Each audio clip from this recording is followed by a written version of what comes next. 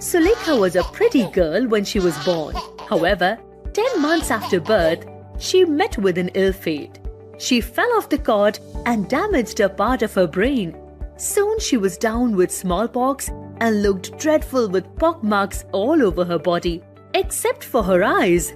Her head injury also resulted in retarded learning, and she started speaking only when she was 5.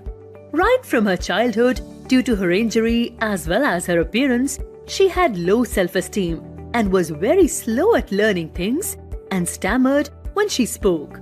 She was ridiculed so often that she became very reserved and barely said anything. Thus, Sulekha, the beautiful little girl, became ugly for her family members. She was then called Bholi, which means a simpleton. Her father, Ramlal the Nambardar, had 6 other children and never worried about them. His 3 other daughters were pretty and would easily get married. Bholi was neither intelligent nor good-looking and was neglected by the family. Bholi was only 7 years old when a new school was opened in the village. However, in the patriarchal society of that time, it was customary for girls to marry at a young age. So Ramlal and his wife were reluctant. Yet, how could he say no to the Tehsildar? Therefore, Bholi's mother suggested sending Bholi as there was no chance for her to get married. Imagine what happened the next morning. That day, the poor neglected girl was given good care. Her hair were oiled, she was bathed and made to wear a good dress, though it was her sister's. Nervous and fascinated about the unknown world, she went to school. She was made to sit in a corner of a room with kids of her age. When the teacher asked her name, reality struck her again. She stammered, but she could not say any further. Tears welled up and she dared to look up, knowing that other girls were still laughing at her. However, when everybody left, the teacher came as an angel in disguise. She spoke so gently that Bholi was mesmerized. She motivated Bholi to speak without hesitation. Bholi soon regained her confidence, and in the days ahead, her teacher became her strong pillar of support, helping her to hone her personality. As she grew older, her parents started thinking about her marriage.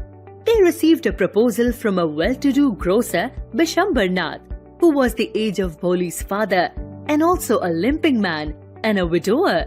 Since he did not yet know of Bholi's pockmarks and lack of sense and was not demanding any dowry, her parents fixed that marriage. Bholi agreed as well for the sake of her parents. Bishambarnath arrived for the marriage with great pomp and show. Ramlal was filled with joy, while her sisters envied her. None of them had ever thought that Bholi would have such a grand wedding.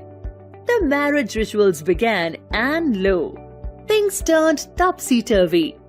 Bishambar happened to catch a glimpse of Bholi's face and demanded a dowry of 5,000 rupees, failing which he would withdraw from the marriage. Ramlal was helpless and humiliated. He pleaded, but Bishambar would not agree. Ramlal gathered all that he had and placed the dowry at the feet of Bishambar. Happy to have received the lump sum amount, Bishambar asked for the rituals to continue. When the garlands were to be exchanged, Bholi stopped Bishambar. She announced that she could not live with a cowardly and greedy man and asked her father to take back the dowry.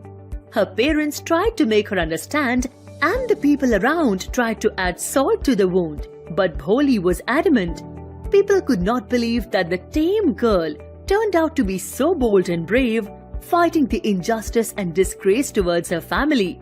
She looked at her worried parents and assured them that she would become a teacher and look after them in their old age.